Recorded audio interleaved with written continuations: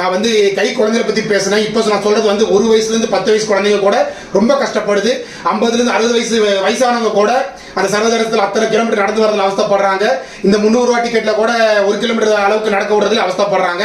நிறைய ஃபுட் பிரச்சனைகளுமே திருமலையில இருக்கு. எல்லாத்துக்கும் கான்ட்ராக்ட் எப்படி கொடுக்குறீங்கன்னு தெரியல. நல்ல ஒரு டேஸ்டான ஹைஜீனிக்கான ஃபுட்டுமே நிறைய இடத்துல கிடைச்சிட்டு இல்ல. அதையும் கவனம் கொடுங்க. கிளீனினஸ் பத்திலாம் சொல்லவே தேவையில்லை. எல்லாம் அதெல்லாம் பர்ஃபெக்டா இருக்கு. ஸ்டாஃப்ஸுமே வந்து அவ்வளோ பெருசாக ரூட் இல்லை. அவங்களுக்கு என்ன நீங்கள் சிஸ்டம் கொடுத்துருக்கீங்களோ அதான் நடத்திக்கிட்டு இருக்காங்க.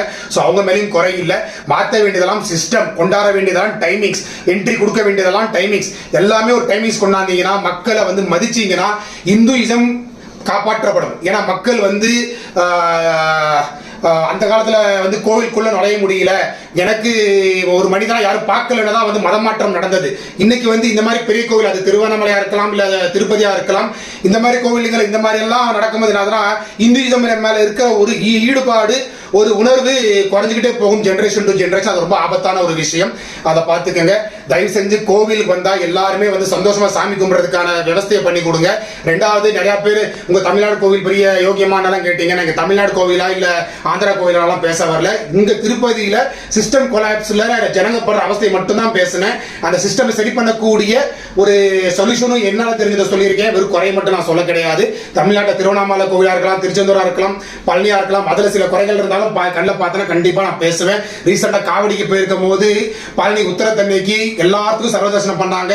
பெய்டு தர்சனமே கேன்சல் பண்ணி டக்கு டக்கு டக்கு டக்குன்னு கூட்டம் மூவ் ஆச்சு. அந்த மாதிரி ஏதோ ஒரு டிராஸ்டிக்கான டிசிஷன்ஸ் எடுங்க. விஐபிங்களுக்கெல்லாம் வந்து வாரத்தில் 2 நாள் மட்டும் ஒதுக்குங்க. வெரி வெரி விஐபி மட்டும். மற்ற எம்எல்ஏ எம்பிகள் எல்லாம் வந்து சாதாரண கேட்டகரியிலே முடிச்சிருங்க.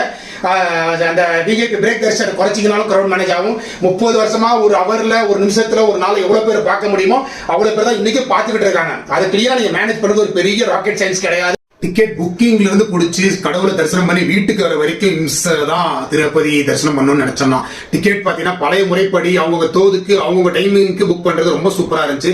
இப்ப 20ஆம் தேதி மட்டும் புக்கிங் கொடுக்குறீங்க, ரொம்ப இம்சியா இருக்கு. இப்படின்னு கண்ணாமிக்கிறதுக்குள்ள டிக்கெட் கலைய போகுது. அதுக்கு மேல ரூம் சுத்தமா கிடைக்கிறது இல்ல. சாமியை பார்த்து ரோட்ல படுக்கிறதா இல்ல நைட்டோட நைட்டா ரிஸ்க் எடுத்து வீட்டுக்கு சேர்றதான்றதும் பிரச்சனையா இருக்கு. நிறைய பிரச்சனை இருக்கு. தயவு செஞ்சு காது கொடுங்க, அதுக்கு கவனம் கொடுங்க. அது என்னெல்லாம் மாற்றுதல் கொண்டாட முடியுமோ மாற்றுதல் கொண்டு வாங்க. இந்த சஜஷன் ஏத்துக்கங்க. அதையும் தாண்டி வந்து விஜிலன்ஸ் டிபார்ட்மெண்ட்ல எனக்கு போன் பண்ணி என்ன குறை என்ன நடந்துச்சுன்னா கேட்டதுக்கு ரொம்ப நன்றி. காது கொடுத்து கேட்டது ரொம்ப நன்றி. இதுல ஏதாவது மாற்றம் கொண்டாந்தீங்கன்னா ரொம்ப சந்தோஷமா இருக்கும். நன்றி, வணக்கம்.